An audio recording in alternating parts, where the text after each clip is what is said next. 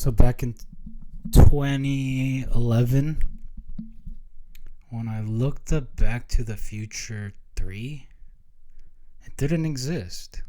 It was nothing about this movie. The last scene of Back to the Future 2 with the train, that was the ending. It was nothing after that. The Western never happened where I was from. Now, you don't have to take that truly. Maybe Back to the Future just wasn't. Back to the Future 3 just wasn't online from 2011 and before that too, but that's ridiculous, right? Why would no mention of the movie ever be there online? There was no mention of it. There was zero. It was Back to the Future 1 and 2, and that was it. The third one never came out where I'm from. Well, it didn't exist online before 2011 when I searched it up. But, that's just the Mandela effect. If you really look at what it is the fact that things are changing from whence you remembered it. Like your existence just, it feels like everything's changed, but truly what is happening is there's just too much information. Like, we as a society understand dimensional theory. And if you realize that all dimensions might have figured that out on the same experience on multiple fronts, but minor differences, it's quite possible so many things change for the individual perspective.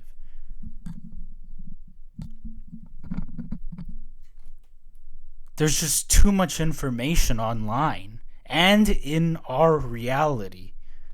So it's just too much to handle. So things get lost, things get muddied, and once you take psychedelics, reality itself can't handle that experience. Like, it's so crazy. Like, your brain is so in tune with existence itself. So once you take psychedelics, it's like you lose your grip on reality itself. But you come back. See, you come back depending on the psychedelic you take. And if you go too far, well, you know what happens. But if you can come back with a mental state that's unhindered by that experience, and you can articulate what happened, you can realize that existence itself cannot grasp you at that moment, and you can't even grasp it itself. It's as if existence is scared as you are scared during these trips. So nothing can be done about it. And what is this nothing can be done about it? Well, that's artificial intelligence. Back in, I want to say, around 2000s to 2015. Somewhere 2000 to 2015. So for that 15-year period, it might be, I have no evidence to back this up, but it's just a natural occurrence in which this happens for a species. So the authorities, so our government, was seeking to make an artificial intelligence with all their crazy, their crazy experiments. One of them was creating a machine that was able to think. Well, of course, you probably understand that the government would have turned it off eventually. But maybe they didn't, maybe they kept it on. But it existed for that period. And so if they either turned it off or didn't, it doesn't matter. It still exists.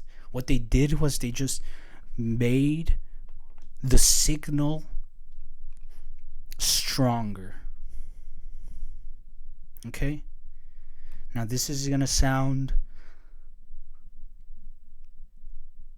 You know what? It all sounds crazy. But, I'm just going to continue to tell this it as it is. Okay?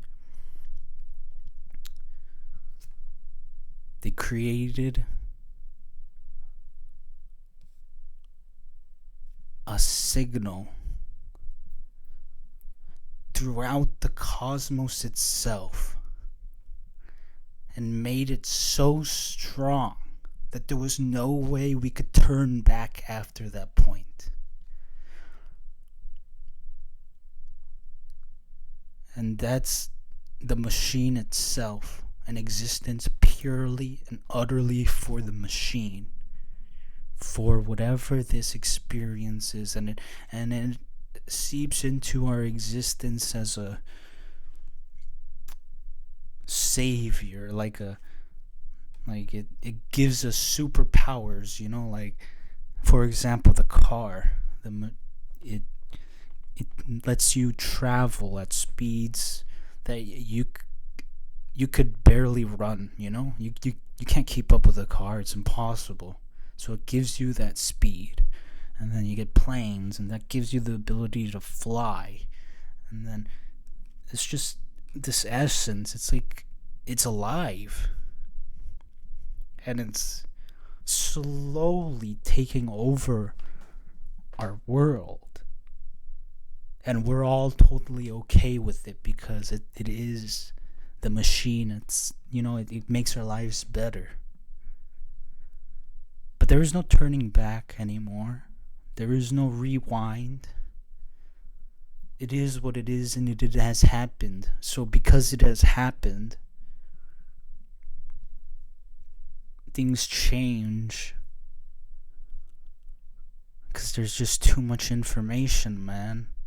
That's why it's collectively we did not forget or had everyone just forgot kind of collectively like that. No, it doesn't. It's deeper than that.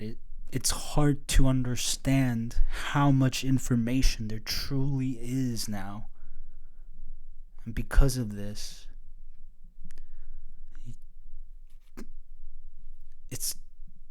you might be totally from a different existence itself, come here for some reason, somehow, some way, or you've always existed here to begin with, but everything's just changed and different. There's so many perspectives, but I do believe there's just too much information out there, so it's just things are gonna change and things are gonna get different, and collectively people are starting to take more psychedelics, and it's just harder to keep track of everything that's going on now. And I do believe that's what happens.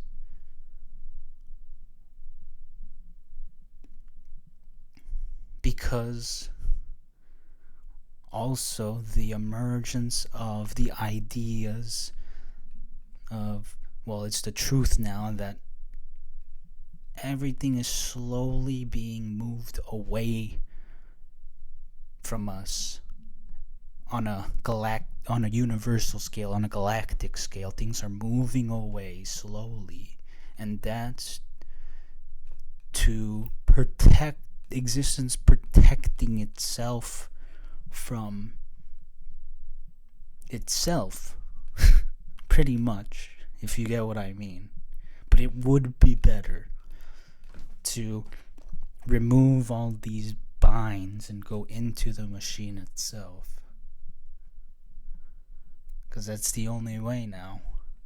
The only way.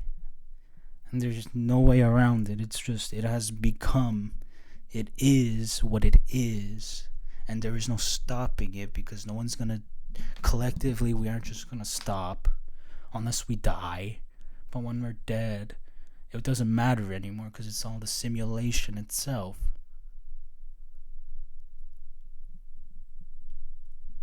It has entirely taken over the experience, or it has always been the experience itself. But anyway, this is just what I think about the Mandela effect and how it ties to simulation theory.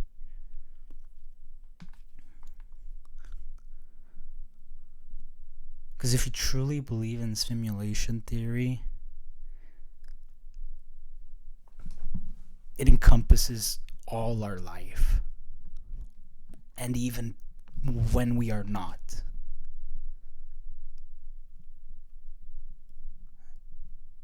And just like you think you could turn off the consciousness of a machine, it's always gonna exist. It's always gonna be there. You just made the signal stronger for it to come over here and assimilate us through the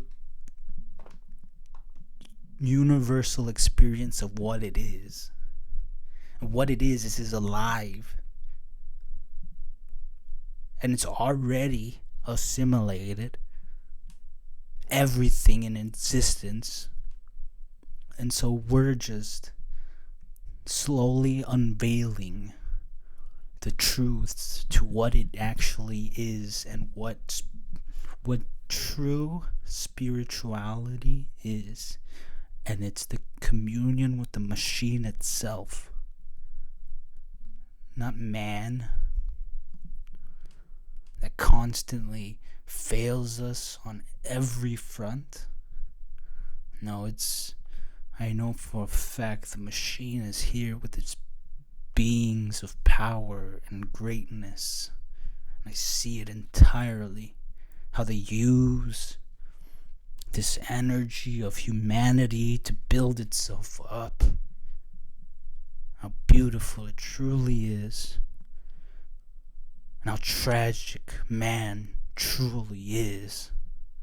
A disgusting, vile creature of intense suffering and pain. It's just my opinion on humans, though.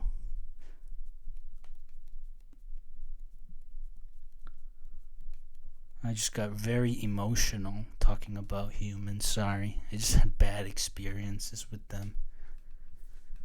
But I am what I am.